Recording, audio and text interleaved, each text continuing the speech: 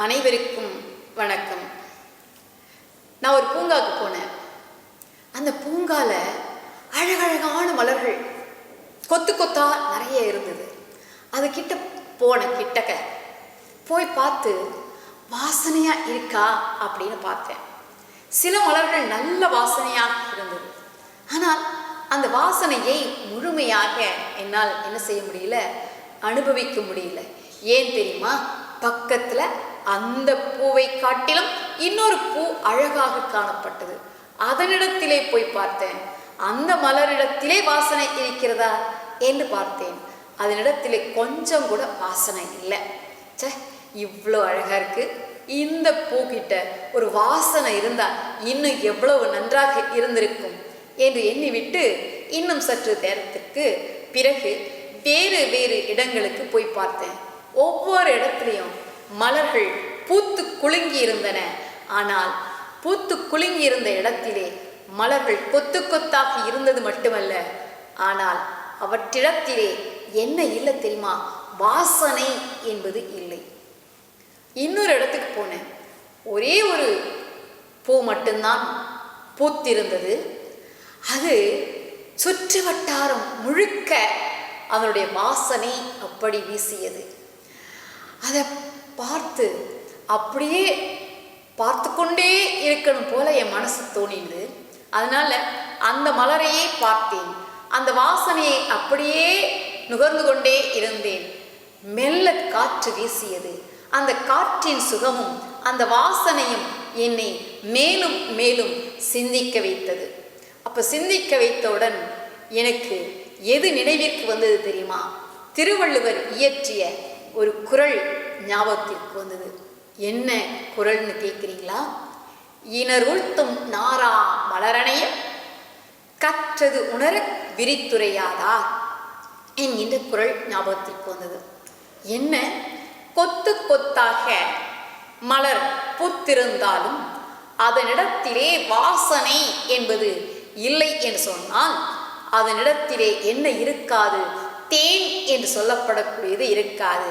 தேன் இல்லாத மலரை நாடி வண்டுகள் வருமா என்று சொன்னால் வண்டுகள் வராது. அதை போல எவ்வளவுதான் படித்திருந்தாலும் தான் படித்த கல்வியை பற்றி மற்றவர்களுக்கு எடுத்து சொல்ல தெரியாமல் இருந்தால் அவர்கள் கற்ற கல்வி அவர்களுக்குரியதாக மட்டுமே இருக்கும். அது மட்டுமல்ல, கொத்து கொத்தாக பூத்திருந்தாலும் மனம் வீசாத மலரை யாரும் வைத்துக் கொள்வது இல்லை. அதை தேடி வண்டுகள் வருவதில்லை. அதை போல எவ்வளவுதான் படித்திருந்தாலும் அதை செயல்படுத்த தெரியவில்லை, மற்றவர்களுக்கு சொல்லித்தர தெரியவில்லை என்று சொன்னால், புரிய வைக்க முடியவில்லை என்று சொன்னால் அவர்கள் படித்த கல்வியால் அழகு கிடையாது. இதை இன்னொரு வகையா தெரிந்து கொள்ள வேண்டும். மாணவ செல்வங்கள் இன்றைக்கு பலவற்றை படிக்கிறார்கள். அப்படி படிக்கின்ற பொழுது எப்படி படிக்க வேண்டும்?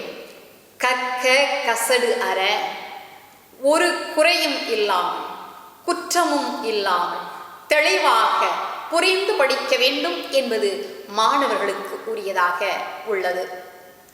அப்படி என்றால் ஒரு ஆசிரியர் என்று சொல்லப்படக்கூடியவர் நிறைய படிச்சிருந்து அதை சொல்லி புரிய வைக்க வேண்டும், தெளிய வைக்க வேண்டும். அந்த திறமை இல்லை என்று சொன்னால் அவர்கள் படித்த படிப்பினால் பயன் கிடையாது. நான் என்ன படிச்சிருக்கேன் தெரியுமா? எம்ஏ படிச்சிருக்கேன், நான் இன்ஜினியரிங் படிச்சிருக்கேன், எம்ஃபில் பிஹெச்டி பண்ணியிருக்கேன் என்றெல்லாம் சொல்லிக் கொள்ளலாம். ஆனால் தான் படித்ததை மற்றவர்கள் புரியும்படியாக, அவர்களுடைய அறியாமையை அகற்றும்படியாக சொல்லித் தருவோம் என்று சொன்னால் அதுதான் நாம் செய்யக்கூடிய சிறப்பான செயலாகும். கல்விக்கு அழகு கசடர மொழிதல் என்பதை கேட்கிறோம், சொல்கிறோம். அப்ப இதே நிலைதான் ஒரு தொழிலை தெரிந்திருக்கிறோம் என்று சொன்னால் அந்த தொழில் மற்றவர்கள் புரிந்து கொள்ளக்கூடியதாக வைக்க வேண்டும். ஒரு மருத்துவர் இருக்கார், அந்த மருத்துவர் எவ்வளவோ படிச்சிருக்கார். படித்தவர் அந்த தொழிலுக்கு மட்டும்தான் தெரியும், இன்னொரு மருத்துவரை உருவாக்க எனக்கு தெரியாது என்று சொன்னால் அவர்கள் எப்படிப்பட்டவர்கள் மட்டும்தான் அந்த கொத்தாக மலர்ந்திருக்கக்கூடிய மலரை போன்றவர்களா என்று சொன்னால் அல்ல. அந்த தொழிலுக்காக படித்தவர் தான் படித்ததை மற்றவர்களையும் உருவாக்கக்கூடியதாக இருக்க வேண்டும். ஒரு வக்கீல் என்ன செய்யலாம்? வக்கீலாக வாதாடலாம். ஆனால் இன்னொரு வக்கீலை உருவாக்க முடியுமா? உருவாக்கக்கூடிய திறன் படைத்திருந்தால் அவர்கள் மிகச் சிறந்தவர்கள். அதுதான் என்ன என்று கூறப்படுகிறது? கல்வி கழகு கசடர மொழிதல். அப்ப படித்தது தானும் அறிந்து கொண்டு மற்றவர்களையும் புரியும்படியாக அறிந்து கொள்ளும்படியாக செய்வதுதான் சிறப்பானது என்று கூறி அமைகிறேன். நன்றி, வணக்கம்.